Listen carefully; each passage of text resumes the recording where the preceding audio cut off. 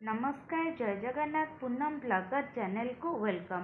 मु आज बढ़िया गोटे टेस्टी जन्नी भर्ता देखा जाऊँगी। जन्नी को आग प्रथमे चोपा छड़ेदेवे, तापर ताको भल भाव में धोईदेवे, धोईकी तो पोछीदेवे। तापर से जन्नी को मझिरू फाड़ फाड़ कर काटिदेवे। जमी आम पूरा से टाइप गोटा रसुण आ गोटा कंचा लंका मझिरू टिके फाड़ी देइथिबे। तापर ताको से भरीदेवे। सब भरी साइला पर गोटे जाली नबा, जाली रे से जन्नी को साइज करके थोइबा।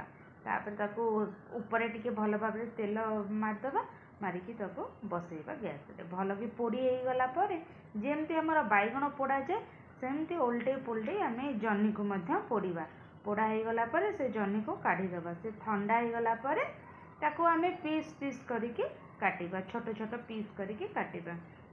तापर गोटे ग्राइंडर जार आनिबा, से जार रे यही जन्नी कटा को पकेबा। से स्वाद अनुसार लुण पकेबे। आपण ब्लैक सॉल्ट पकई पारंते, नले धड़ा लुण भी आमर पकई पारंते। तापर ताको बाटी दबा। गोटे कड़ई नबा, सोरिष तेल दबा। सोरिष तेल निश्चय नेबे, ता टेस्ट निश्चय बढ़िया आसीबा। तापर सुखिला लंका नहीं ताको भाजी टिके काढ़ी दबा। तापरे से तेल रे आमे कला जीरा और पियाज पके ताको भल भाव में भाजी दबा।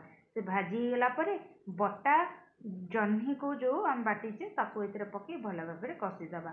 आउ ये जो लंका को भाजी थिले ताको हाथ रे गुंड करी ताको भी सेथिरे पके ताको कषिदबा। से लंका पकेले ही ता टेस्ट बढ़िया आसीबो। तापर बस हो गला हमर जन्नी भर्ता। बहुत टेस्ट, बहुत यूनिक। आपण बनै देखंतु।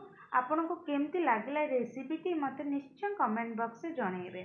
आउ मो चैनल को लाइक और सब्सक्राइब निश्चय करिवे। Thank you. जय जगन्नाथ। नमस्कार।